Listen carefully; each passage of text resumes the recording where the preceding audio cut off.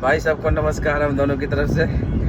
आज हम स्टार्ट करने जा रहे हैं एक वीडियो शूट, थोड़ा सा मतलब जो रिसेंट टॉपिक चल रही है हमारे भारत में उसके बारे में बात करेंगे। जैसे कि अभी इलेक्शन चल रहे हैं, कल मोदी जी का शपथ है 9 तारीख को, और देखना है कि किस किस को मंत्री का पद मिलता है, किस किस पार्टी से मिलता है, और नीतीश कुमार की पार्टी से किसको मिलता है, और चंद्रबाबू नायडू के पार्टी से किसको मिलता है। वो भी कल देखने को मिल ही जाएगा 7:30 बजे, कौन शपथ लेता है कौन नहीं लेता है, सब चीज़ के बारे में बात करेंगे। तो आइए मिलते हैं पहले मेरे गेस्ट शौर्या सिंह राजपूत से, जो कि बहुत ही समझदार व्यक्ति हैं। उनके रिव्यू मैटर करेंगे। हाँ, इनके रिव्यू थोड़े मैटर करेंगे। तो ये भाई यूपी से है, मैं बिहार से हूँ। तो सबसे पहला सवाल तो एक ही पूछूंगा, सबसे पहला सवाल तो मेरा एक ही चीज़ रहेगा इससे कि भाई यूपी वालों का क्या बिगाड़ा था मोदी योगी ने, कि मतलब सीट से बिल्कुल ऐसा कर दिया कि मतलब क्यों भाई क्यों? तुम्हें डेवलपमेंट नहीं पसंद क्या ये, या फिर ये रोड अच्छा नहीं लगता तुम्हें, ये फ्लाईओवर अच्छा नहीं लगता, ये मेट्रो अच्छा नहीं लगता? अब क्या चाहिए तुम यूपी वालों को? नहीं, सब अच्छा लगता है, हमने तो वोट दिया था, पर क्या कर सकते हैं, अयोध्या से थोड़ा गलती हो गई और क्या। अयोध्या से गलती हो गई भाई, ऐसा मतलब अब मैं क्या बोलूँ, मैं बोल नहीं सकता वीडियो में भाई। इतने पुराना विवाद खत्म कर दिया, और क्या चाहिए गवर्नमेंट से? वही चीज़ तो मेरे को समझ में नहीं आती कि मतलब जो 500 सालों से चलती आ रही थी भाई, उस मुद्दे को ख़त्म करके वहाँ पे राम मंदिर बनाना, और वहाँ पे हिंदू का भी पॉपुलेशन बहुत ज़्यादा है, फिर भी वहाँ पे अगर बीजेपी नहीं जीत पाती है फिर तो ये बहुत ही मतलब क्या ही बोलूँ मैं खुल के नहीं कहना चाहता वीडियो में। बट चलो खैर आगे बढ़ते हैं दूसरे टॉपिक पे। क्या लगता है मतलब इस बार यूपी से किसको मंत्री बनना चाहिए, है कोई आइडिया, या फिर कल ही पता चलेगी? कल ही पता चलेगी।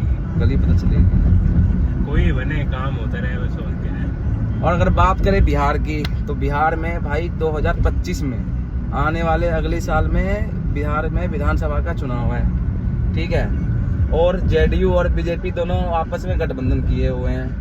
तो आने वाला चुनाव ये साथ मिलकर लड़ेंगे नीतीश कुमार के चेहरे पर, ठीक है, जो कि पहले अटकलें लगाई जा रही थी कि नीतीश कुमार को इस बार बीजेपी थोड़ा कम वैल्यू करेगी बिहार में। बट जब उनकी सांसद की जो बढ़ गई है सीट, 12 सीट आ गई है, दोनों के बराबर आ गए हैं बिहार में, तो उससे नीतीश कुमार का कद बिहार में काफ़ी बढ़ चुका है, ठीक है।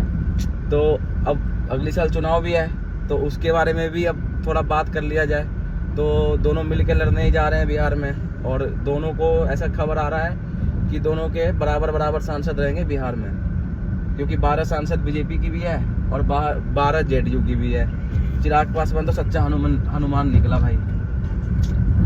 दोनों के बीच में बॉन्डिंग दिखता है भाई। चिराग पासवान और मोदी का जो कल का मतलब वो जो वहाँ पे एनडीए की बैठक थी, मोदी जी ने जिस तरह से चिराग पासवान को गले लगाया है ना, वो देखने वाली चीज़ थी भाई बिहार के लिए। मानते हो कि नहीं मानते हो इस बात? और बिल्कुल मानते हैं। और जहाँ तक मेरे को लगता है कि इस बार थोड़ा जाति के आधार पे मंत्री पद बंटने वाली है, क्योंकि बिहार में अगले साल चुनाव है, वहाँ पे भी बीजेपी को सरकार बनानी ही बनानी है। क्यों? हाँ, हो सकता है, हो नहीं सकता, यही होगा, देखते हैं, पता तो लग नहीं है। बट भाई यूपी वालों ने दिल तोड़ दिया है, सच बता रहा हूँ। पता नहीं अब जो 2029 में चुनाव होंगे यूपी में, उसमें क्या रिजल्ट रहने वाला है वो तो समय ही बताएगा।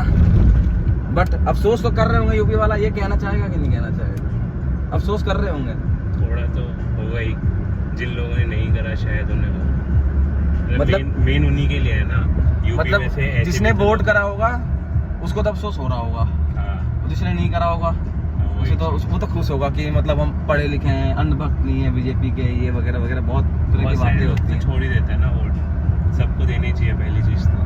हाँ, इस बार ये भी देखने को मिला है कि मतलब एक होता है ना, लोग कहते हैं अरे आएगा तो मोदी ही, तो इस चक्कर में लोग घर से वोट डालने के लिए निकले ही नहीं। ये भी एक बहुत बड़ा फैक्टर रहा है बीजेपी का थोड़ा सीट कम होने में उत्तर प्रदेश में, है कि नहीं? बाकी डेवलपमेंट वगैरह तो भाई गवर्नमेंट छुट्टी इसलिए तो देती है, कोई भी कहीं पे भी वोट जाके दे, वोटिंग डे पे छुट्टी देती है, बात तो सच बात है। ऑफिस में लोग हैं मेरे, वोटिंग वाले दिन छुट्टी लेके आराम से यहीं बैठे हैं, चले जाए भाई 100-200 किलोमीटर दूर घर है, वोट नहीं जाते ना, उन्हें लगता है कि मोदी जी आने ही वाले हैं, आएंगे तो मोदी, इस चक्कर में सीट कम हुई है।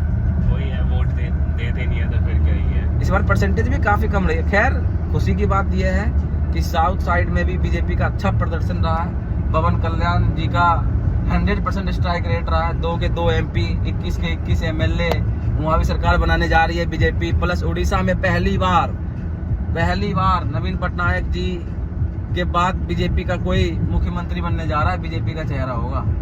तो बीजेपी के लिए तो अच्छी बात है, एक्सपेंड हुई है बीजेपी। ऐसा नहीं है कि मतलब कांग्रेस 10 साल के बाद भी चुनाव में 99 सीटों पे ही रह गई, 100 का भी आंकड़ा पूरा नहीं कर सके।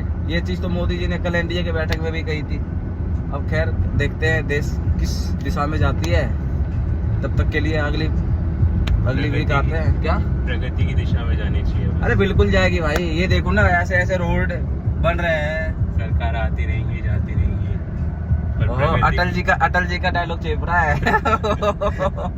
ओ भाई, भारत चलना चाहिए प्रगति की दिशा में। बिल्कुल चलना चाहिए भाई, बिल्कुल चलना चाहिए।